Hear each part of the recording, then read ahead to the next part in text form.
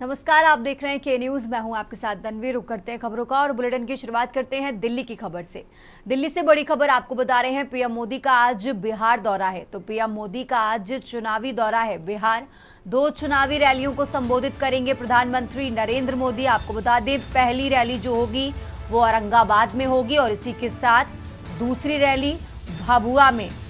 तो बड़ी खबर आपको बता रहे हैं, बिहार के दौरे पर हैं प्रधानमंत्री नरेंद्र मोदी। आज बिहार में 2 जगहों पर चुनावी रैलियों को संबोधित करते नजर आएंगे प्रधानमंत्री नरेंद्र मोदी। पहली रैली की बात करें तो औरंगाबाद में पहली रैली होगी और इसी के साथ आपको बता दें दूसरी रैली भभुआ में होगी। तो यह अहम जानकारी आपको बता रहे हैं, जो आज बिहार के दौरे पर हैं प्रधानमंत्री नरेंद्र मोदी और आज बिहार में 2 जगहों पर चुनावी रैलियों को संबोधित करते नजर आएंगे प्रधानमंत्री नरेंद्र मोदी।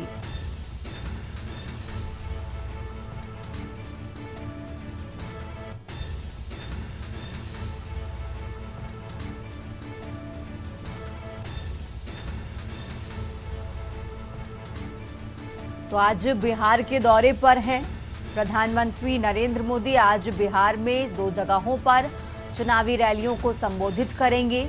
एनडीए प्रत्याशियों के पक्ष में वोट की अपील करेंगे प्रधानमंत्री नरेंद्र मोदी। आपको बता दें, पहली रैली को औरंगाबाद में संबोधित करते नजर आएंगे और इसी के साथ दूसरी रैली भभुआ में होगी।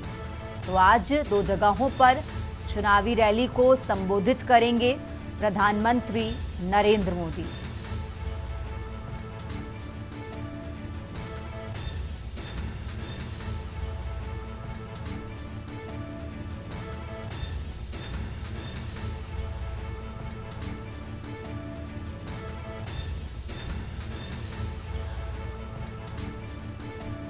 और इसी खबर पर ज्यादा जानकारी के लिए हमारे साथ दिल्ली से विशेष संवाददाता अखिलेश जी जुड़ चुके हैं। अखिलेश जी, जिस तरीके से बिहार में पहले चरण का मतदान हो चुका है और आज जो एक बार फिर से बिहार के दौरे पर हैं पीएम मोदी, उनके कार्यक्रम जुड़ी क्या कुछ जानकारी है आपके पास? प्रधानमंत्री आज बिहार के दौरे पर रहेंगे और उसके बाद उत्तर प्रदेश के दौरे पे भी जाएंगे। प्रधानमंत्री आज बिहार विधानसभा चुनाव में एनडीए के प्रत्याशियों के समर्थन में चुनाव प्रचार करेंगे। भारतीय जनता पार्टी के प्रत्याशियों को जिताने के लिए अपील करेंगे। प्रधानमंत्री जब आज बिहार पहुंचेंगे तो सबसे पहली चुनावी रैली प्रधानमंत्री की औरंगाबाद में होगी और दूसरी भभुआ में। यानी आज प्रधानमंत्री बिहार विधानसभा के चुनाव प्रचार में 2 चुनावी जनसभाओं को संबोधित करेंगे। और प्रधानमंत्री के चुनाव प्रचार की जो स्टाइल होती है वो सीधा जंगल राज को लेकर लालू प्रसाद के परिवार पर हमला करते हैं। दूसरा, आजादी से अब तक लेकर नेहरू से लेकर राजीव गांधी, इंदिरा गांधी जी के सभी कामों को ये राहुल गांधी को निशाना बनाने के लिए गिनाते हैं। जब प्रधानमंत्री आज चुनाव प्रचार में उतरेंगे और जब दो चुनावी सभाओं को संबोधित करेंगे तो ये कहा जा सकता है कि प्रधानमंत्री के निशाने पर राष्ट्रीय जनता दल और उसके नेता होंगे, कांग्रेस और राहुल गांधी होंगे। इसके अलावा जब प्रधानमंत्री के चुनावी दोनों जनसभाएं खत्म होगी उसके बाद प्रधानमंत्री उत्तर प्रदेश के दौरे पर रवाना हो जाएंगे। तन्वी। ठीक है अखिलेश जी, बहुत बहुत शुक्रिया आपका तमाम जानकारी दर्शकों तक पहुंचाने के लिए। आप हमारे साथ बने रहिए, हम आगे भी आपसे अपडेट देते रहेंगे। और ये दिल्ली से बड़ी खबर आपको बता रहे हैं, जहां बिहार के दौरे पर है प्रधानमंत्री नरेंद्र मोदी। बिहार में 2 जगहों पर चुनावी रैलियों को संबोधित करेंगे प्रधानमंत्री नरेंद्र मोदी। आगे बढ़ते हैं खबरों में। राजधानी दिल्ली से एक और बड़ी खबर आपको बता रहे हैं, जहां पीएम मोदी स्मरणोत्सव का उद्घाटन करेंगे। तो वर्ष भर चलने वाले स्मरणोत्सव का उद्घाटन करेंगे प्रधानमंत्री नरेंद्र मोदी। दिल्ली से खबर आपको बता रहे हैं, जहां राष्ट्रीय गीत के 150 साल पूरे होने पर ये कार्यक्रम होगा और इस कार्यक्रम का उद्घाटन करेंगे प्रधानमंत्री नरेंद्र मोदी। तो बड़ी खबर आपको दिल्ली से बता रहे हैं, जहां वर्ष भर चलने वाले इस स्मरणोत्सव का उद्घाटन करेंगे पीएम मोदी।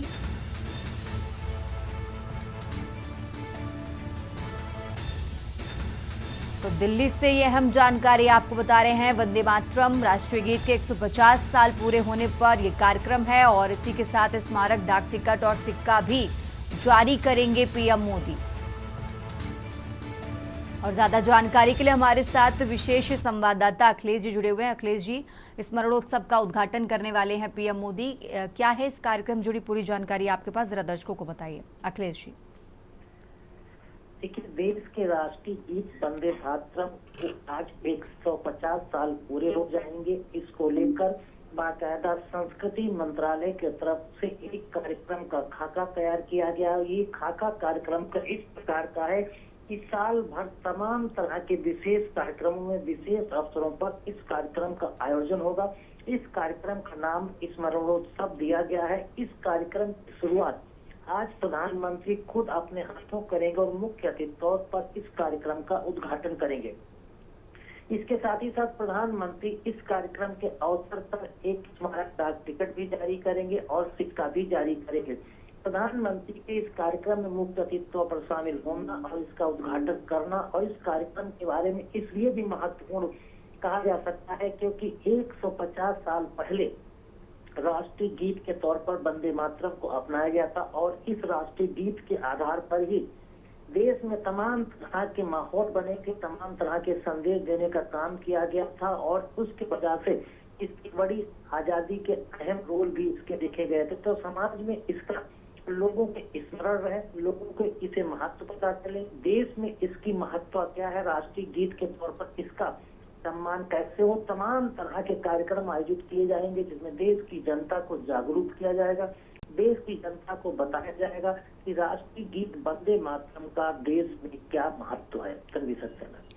ठीक है अखिलेश जी, बहुत बहुत शुक्रिया आपका तमाम जानकारी के लिए। और ये दिल्ली से खबर आपको बता रहे हैं, वर्ष भर चलने वाले स्मरणोत्सव का उद्घाटन करेंगे प्रधानमंत्री नरेंद्र मोदी।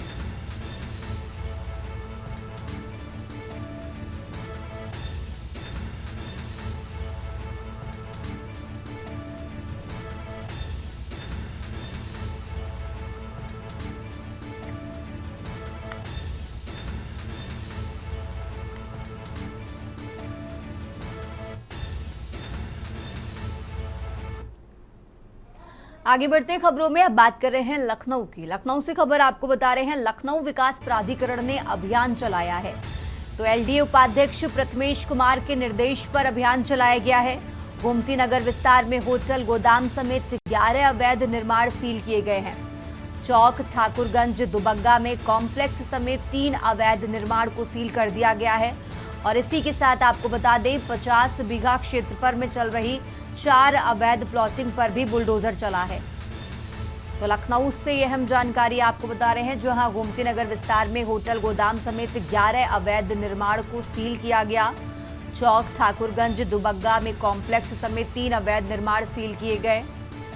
तो 50 बीघा क्षेत्रफल में चल रही 4 अवैध प्लॉटिंग पर बुलडोजर चला है। लखनऊ से खबर आपको बता रहे हैं, जहां लखनऊ विकास प्राधिकरण ने अभियान चलाया है। एलडीए उपाध्यक्ष प्रथमेश कुमार के निर्देश पर यह अभियान चला है।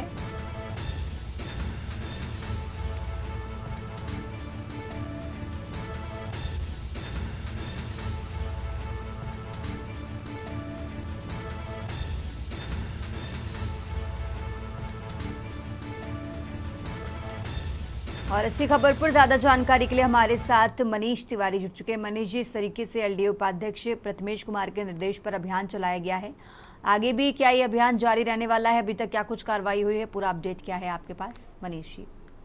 जी बिल्कुल, जिस प्रकार से देखा जाए एलडीए के जो उपाध्यक्ष हैं प्रथमेश कुमार जी, उनके द्वारा जो है जिस प्रकार से अवैध जो कब्जे थे, कब्जों को लेकर के जो है उनके द्वारा एक अभियान चलाया गया। गोमती नगर से लेकर के लखनऊ के कई जगहों पर, चाहे वो ठाकुरगंज हो, दुबग्गा हो, हर जगह पर जो है बहुमंजिली कॉम्प्लेक्सों को जो है उनके द्वारा जो है सील किया गया है। जो अवैध तरीके से बनाए गए थे, जो जमीनें जो है एलडीए की जो कब्जा कर ली गई थी, जिन पर प्लाटिंग हो रही थी, उन जमीनों को भी जो है वहां पर भी बुलडोजर चला करके जो है उन बाउंड्रियों को खत्म किया गया। तो कहा जाए जिस प्रकार से ये अभियान देखने को मिला है, और साथ ही साथ मोहनलाल ग्राम अतरौली में 4 और काकोरी में 10 अवैध प्लाटिंग को उनके द्वारा जो है ध्वस्त किया गया है।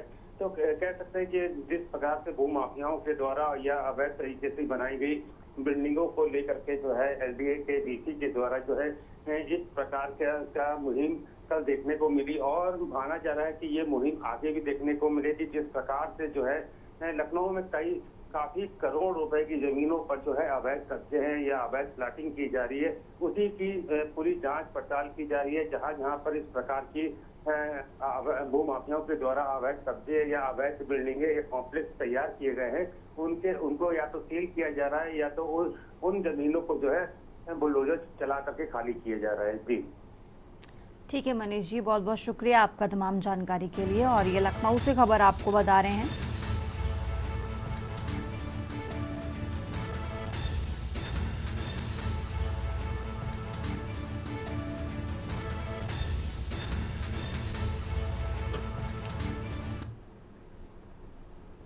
और अब खबर मथुरा से है, जहां कृष्ण जन्मभूमि ईदगाह विवाद पर सुनवाई हुई है। मथुरा कोर्ट में दाखिल हुए 18 वाद, तो 18 वाद पर हाईकोर्ट में सुनवाई चल रही।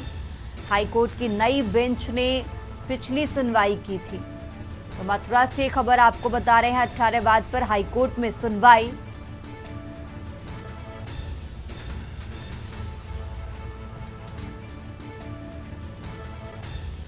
तो मथुरा से खबर आपको बता रहे हैं, कृष्ण जन्मभूमि ईदगाह विवाद पर सुनवाई। मथुरा कोर्ट में दाखिल हुए थे 18 वाद।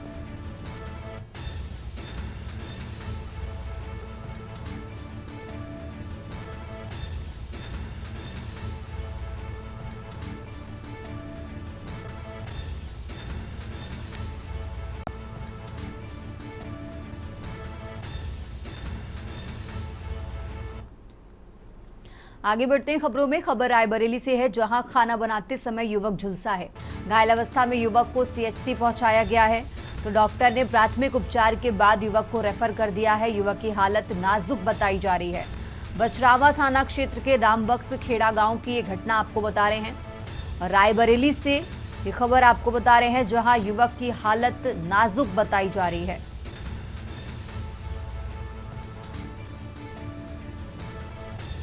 तो बचरावा थाना क्षेत्र के रामबक्स खेड़ा गांव की ये घटना आपको बता रहे हैं, जहां खाना बनाते समय युवक झुलसा और फिलहाल युवक की हालत नाजुक बताई जा रही है। बचरावा थाना क्षेत्र के रामबक्स खेड़ा गांव की ये घटना आपको बता रहे हैं।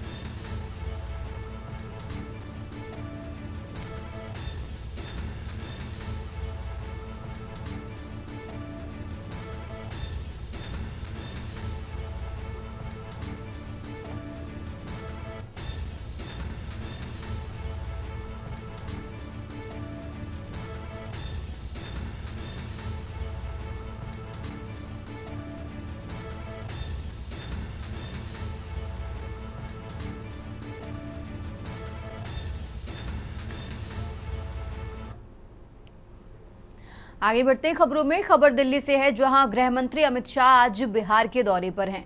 तो 11:45 पर जमुई के बागडीह लक्ष्मीपुर में जनसभा को संबोधित करेंगे। आपको बता दें, पहली जनसभा बागडीह लक्ष्मीपुर में होगी और दूसरी जनसभा की बात करें तो 1:30 पर भागलपुर के पीरपैंती में होगी। तो आज बिहार के दौरे पर हैं गृह मंत्री अमित शाह और तीसरी जनसभा 2:45 पर बिहरामपुर में संबोधित करेंगे। शाम को 4:15 पर पूर्णिया में चुनावी रोड शो भी करेंगे अमित शाह। तो आज बिहार के दौरे पर हैं गृह मंत्री अमित शाह। 3 जगहों पर जनसभा को संबोधित करेंगे और शाम को 4:15 पर पूर्णिया में चुनावी रोड शो भी करेंगे गृह मंत्री अमित शाह।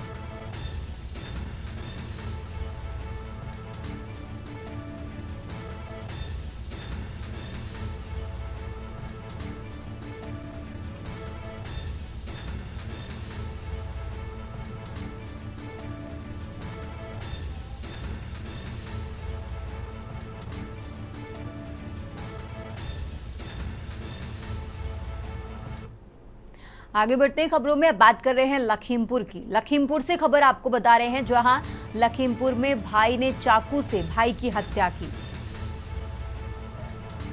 शराब पीने के दौरान ये विवाद हुआ और इस विवाद के चलते एक भाई ने अपने भाई की चाकू से हत्या की है। फिलहाल पुलिस ने आरोपी को गिरफ्तार कर लिया है। तो सदर कोतवाली क्षेत्र के हरिजन बस्ती का ये मामला आपको बता रहे हैं, जहां एक भाई ने अपने भाई की चाकू से हत्या की है। फिलहाल पुलिस ने इस मामले में आरोपी भाई को गिरफ्तार कर लिया है।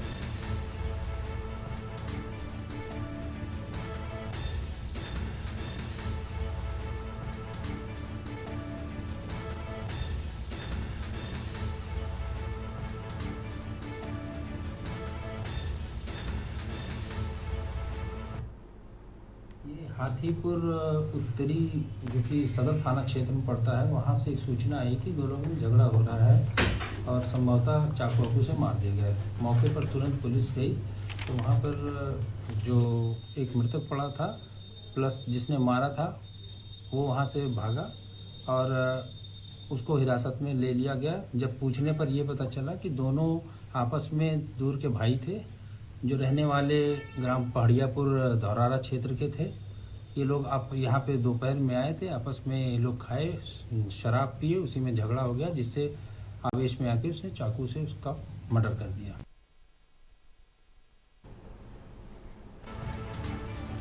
और इसी खबर पर ज्यादा जानकारी के लिए हमारे साथ अक्षय श्रीवास्तव जुड़ चुके हैं। अक्षय, जिस तरीके से एक भाई ने अपने भाई की हत्या की है, फिलहाल इस मामले में क्या कुछ जांच पड़ताल हुई है? हालांकि जो आरोपी भाई है उसको हिरासत में ले लिया गया है। अक्षय जी, तन्वी बता दूं, ये पूरा मामला जनपद लखीमपुर खीरी के सदर कोतवाली क्षेत्र का है। मोहल्ला निर्मल नगर पड़ता है, उसमें हरिजन बस्ती वार्ड है और हरिजन बस्ती में ये लोग वहीं पे इनका घर था और ये लोग रहने वाले धौरारा थाना क्षेत्र के थे। यहाँ पे आए थे और दारू पार्टी की। उसके बाद सभी चचेरे भाई ने कुछ उसी बीच में कुछ कहा सुनी हुई। उसके बाद सगे चचेरे भाई ने चाकुओं से गोद कर अपने भाई की हत्या कर दी। हत्या करने के बाद जो भाई था ये मौके से फरार हुआ। उसके बाद पुलिस रात में तलाश करके उसको गिरफ्तार कर लिया। गिरफ्तार करने के बाद पुलिस ने उसको सदर कोतवाली में बैठा दिया। ठीक है अक्षय, बहुत बहुत शुक्रिया आपका तमाम जानकारी के लिए। और ये लखीमपुर से खबर आपको बता रहे हैं, जहां फिलहाल इस मामले में पुलिस ने आरोपी भाई को गिरफ्तार कर लिया है।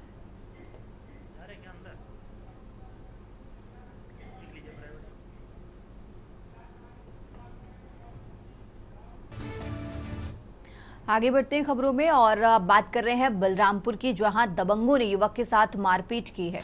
कमरा बंद करके युवक के साथ मारपीट की गई। युवक का हाथ पैर बांधकर मारपीट की गई है। पोकलेन मशीन चलाने का काम करता है पीड़ित युवक। भिलाई खुर्द की घटना, दबंगों पर मारपीट का आरोप है। तो मारपीट का वीडियो भी सोशल मीडिया पर वायरल हुआ है। बरियों पुलिस चौकी क्षेत्र की ये घटना आपको बता रहे हैं। वायरल वीडियो भी आपको टीवी स्क्रीन पर दिखा रहे हैं, जहां युवक की पिटाई की गई। युवक का हाथ पैर बांधकर मारपीट की गई है। आपको बता दें, पोकलेन मशीन चलाने का ये पीड़ित युवक काम करता है। कमरा बंद करके युवक के साथ मारपीट की गई, उसके हाथ पैर बांधे गए और फिर ये मारपीट की गई है। और मारपीट का वीडियो भी आपको टीवी स्क्रीन पर दिखा रहे हैं, जहां इस वीडियो में दिख रहा है कि युवक का हाथ पैर बांधा गया और उसके साथ मारपीट की गई है। बलरामपुर से खबर आपको बता रहे हैं और इसी के साथ आपको बता दें, पोकलेन मशीन चलाने का ये पीड़ित युवक काम करता है। कमरा बंद करके उसके हाथ पैर बांधे गए और फिर उसकी पिटाई की गई है।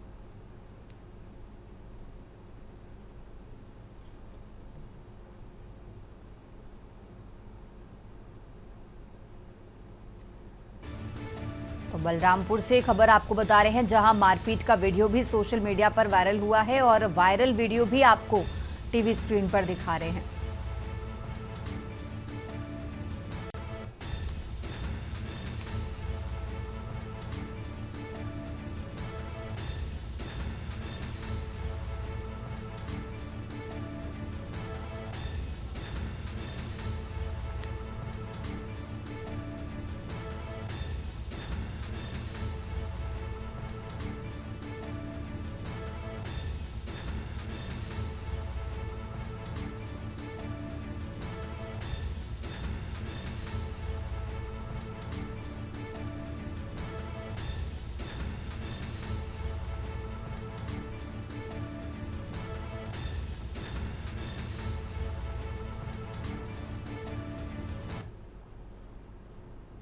और अब खबर मथुरा से है, जहां आज से सनातन हिंदू एकता पदयात्रा की शुरुआत दिल्ली से होने जा रही है।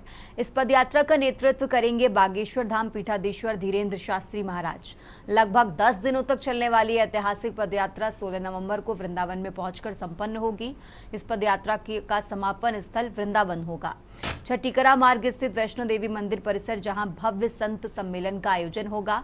पदयात्रा का समापन विशाल संत सम्मेलन के रूप में परिवर्तित होगा, जिसमें देश भर के संत, धर्माचार्य और लाखों की संख्या में श्रद्धालु शामिल होंगे। पदयात्रा के कार्यक्रम की तैयारियों को लेकर बागेश्वर धाम पीठाधीश्वर धीरेन्द्र शास्त्री महाराज के प्रतिनिधि रोहित महाराज ने बताया कि वृंदावन में समापन के लिए भव्य मंच का निर्माण किया जा रहा है।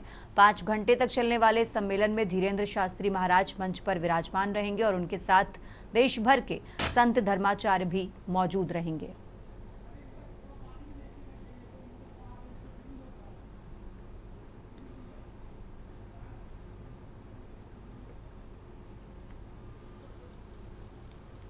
जोर शोर से तैयारियां चल रही हैं।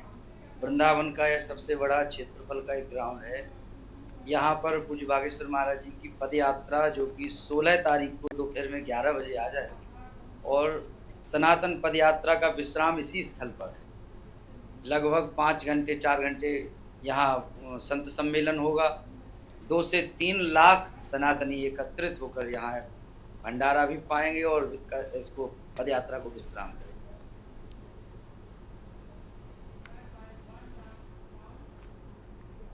इस बुलेटिन में फिलहाल इतना ही। आप देखते रहिए के न्यूज़ इंडिया।